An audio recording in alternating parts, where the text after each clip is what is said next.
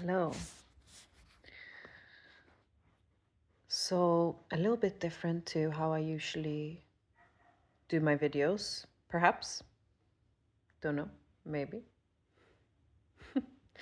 um, I actually wanted to share some very current, very present here and now musings, thoughts, reflections on thought. Yeah, it's not thoughts on thoughts, but rather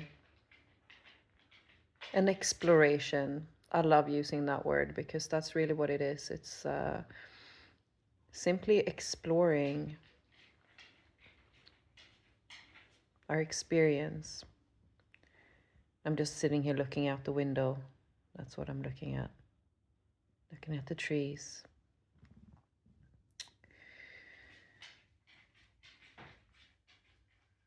And likewise looking inwards.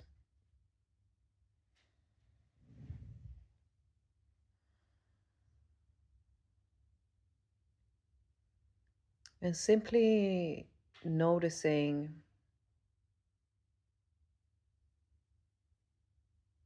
this beautiful thing that is thought.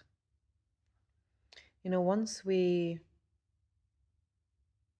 kind of separate, once that clicks,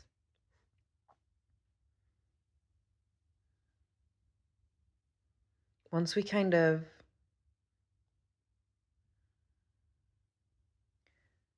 just land in our experience and are able to truly observe our thoughts.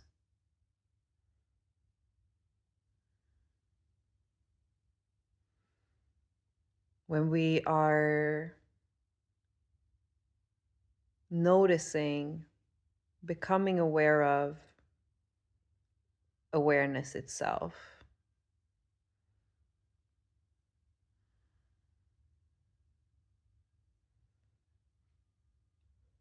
then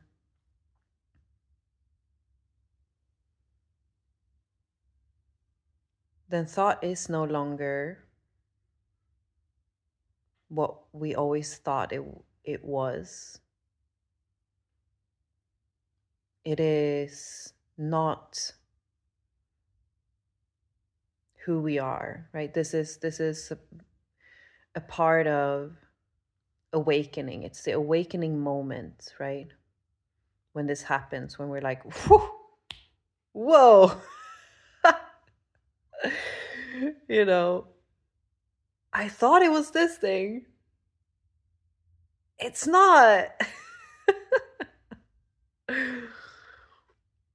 and a great part of the spell is broken.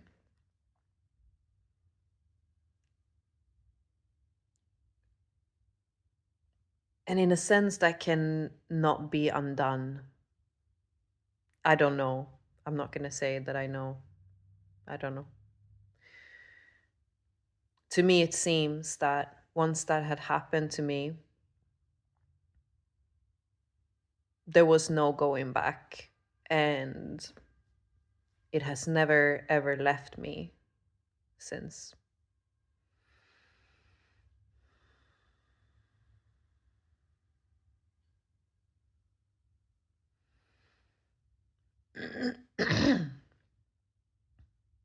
And once we have this experience,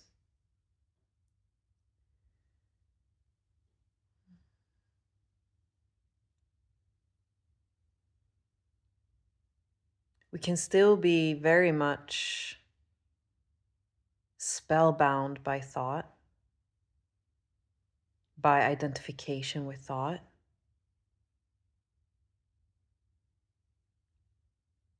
But this is the beauty that we can then check in with ourselves, you know?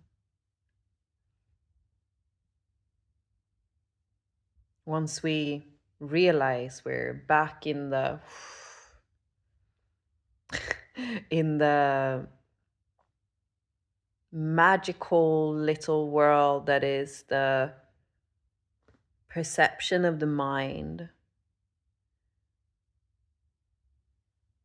ruled by the belief that we're a separate being, that this is all there is, tickles me. Um,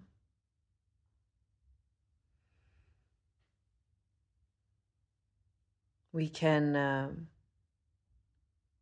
we can check back in with ourselves, and it's a beautiful experience in itself as well to recognize that we've ended up there. And I've had this experience a few times where I sit down and I check in, and I can see, I experience the mind not wanting to let go. You know, it's like it doesn't want to remember the truth. And it can feel like dying. It can feel like actually seeing how much the mind, the idea of person loves loves to be in the drama, to be in the this is going bad, this is going good, and I can do this and I can do that, and look at me.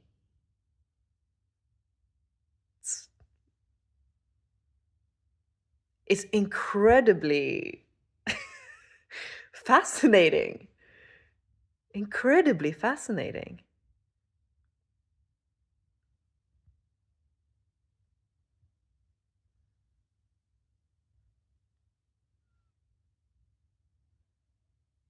And it's no wonder that we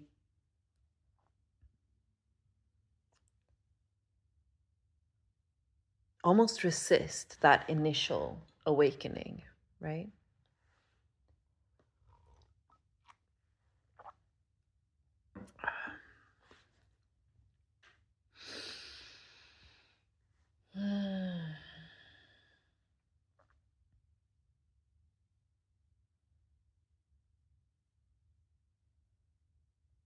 And you may sit in meditation. You know, we need to be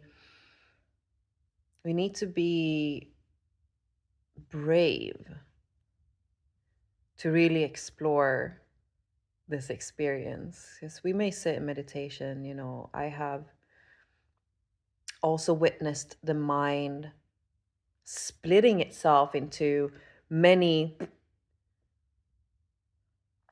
and I know that many, often in spirituality, the question of schizophrenia comes up, and I honestly think,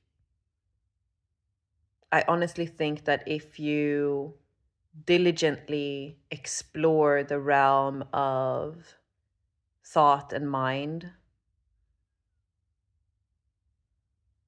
you will come to a point where you will have to question your sanity.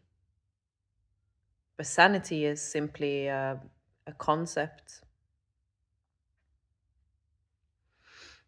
And I'm not going to go into that right now. But I have observed, you know, because we can almost create this idea of the observer. That's where I wanted to get to. You know, when we sit in meditation, it's like the mind is observing the mind, right? And to get to this place where we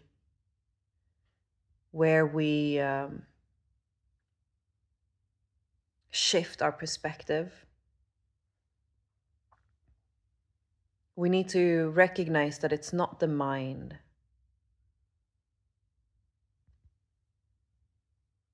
And this is why, for me, I often talk about experience, and I'm sure many teachers do. I can't remember right now, but I'm sure they do. I've listened to many of them.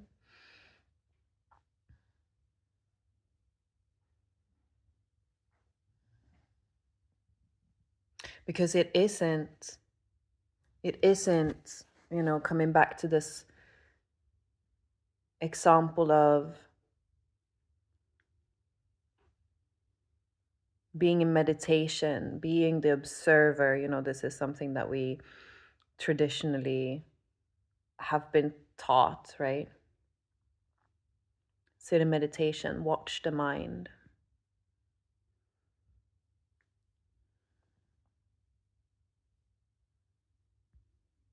And it's easy to create that entity in the mind, which is observing the mind.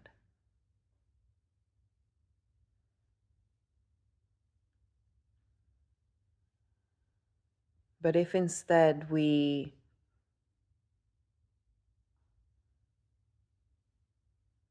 take on the idea of, let me sit down in meditation and simply explore, simply be curious, notice, simply let me sit down and be.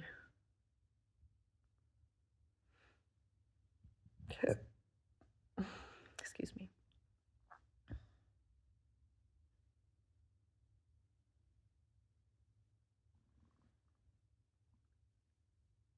That is a whole nother ball game, because we are, instead of trying to create a container for our awakening, a, con- a container of, I'm going to sit in meditation and I'm going to observe my thoughts. No, I'm creating something through the mind.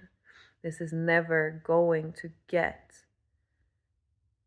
us there.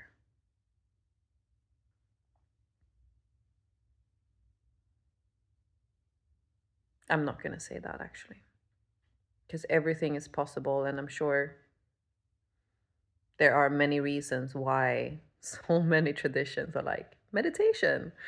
So let me backtrack a little bit. What I'm trying to say here is that when we contain the entity, when we create the entity, when we create a container, we are still operating from mind. And within mind, we will never, ever find what we're looking for. And there is no way to find what it is that we're looking for, because we're not actually looking for anything. And this is the beautiful, beautiful mystery, right? I love the teachings that say, it's hidden in plain sight. It's so close to you that you can't miss it.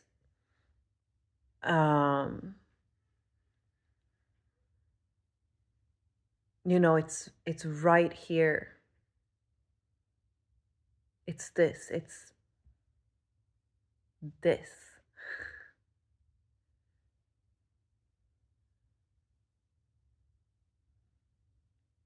It is closer than thought. It is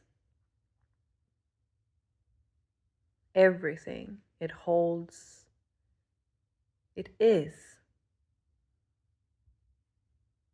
this. Take away absolutely everything, and what is left? Remove everything. What is left? It is experience itself. It is being. It's here. It's the sense of the void that is absolutely everything. It is something that doesn't move, doesn't say anything.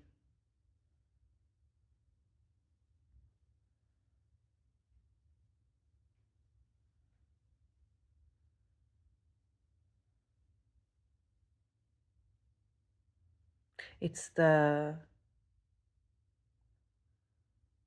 f- the flow of being itself.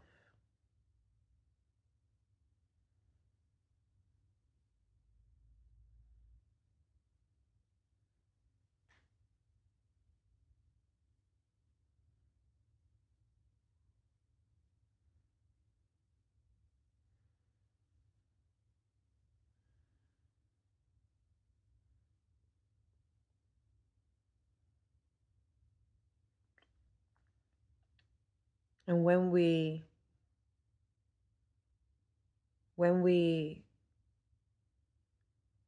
experience that shift, when we understand this very simple, the most profound aspect of life that we can understand, experience, be,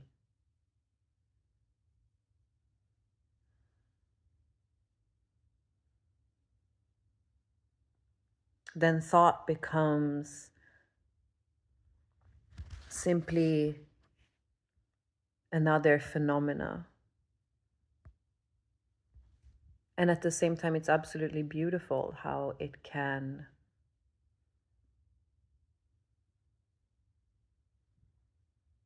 transfix us. It's beautiful.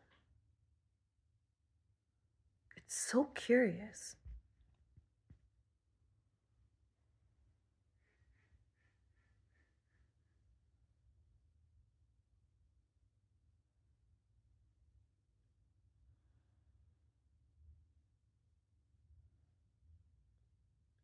And life itself becomes a game, becomes the exploration itself. Experience becomes what we're here for.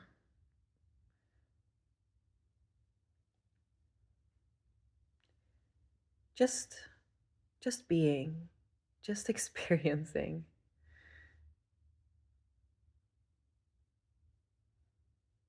Just really getting to play with life and getting letting everything be part of it. Not one thing is wrong, not one thing is the thing that shouldn't be, or so to say that this spiritual practice is wrong and this one is right, um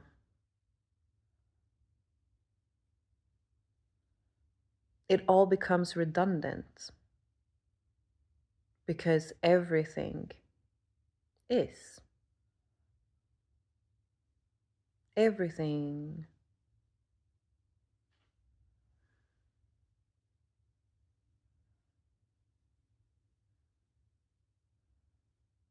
everything is play.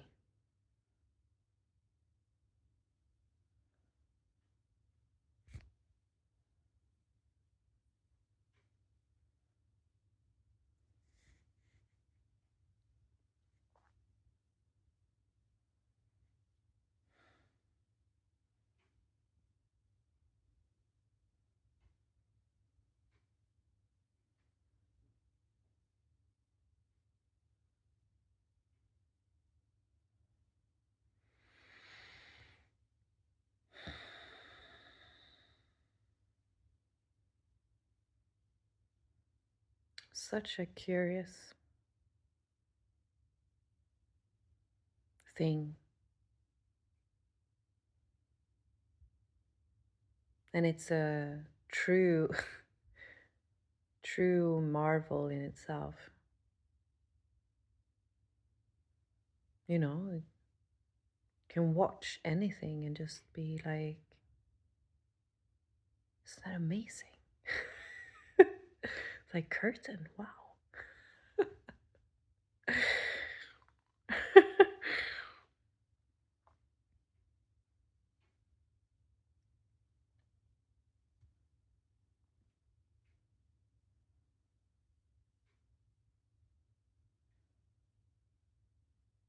Hmm. Let me know what you think about this. If this has been nice to tune into. Did it offer you anything?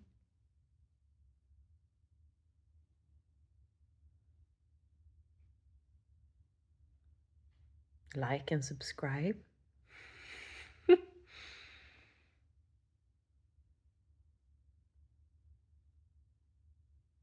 And comment. Talk to me. Let me know.